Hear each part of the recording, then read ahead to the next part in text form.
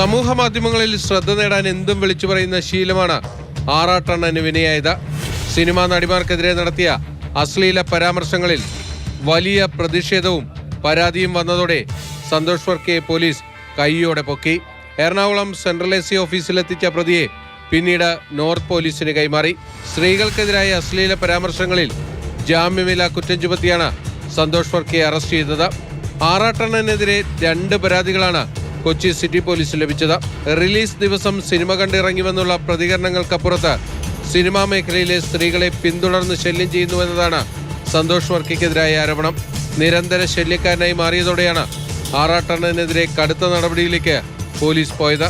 കൂടുതൽ പരാതികൾ വന്നാൽ പരിശോധിച്ച് നടപടികൾ ഉണ്ടാകുമെന്നും സിറ്റി പോലീസ് അറിയിച്ചു.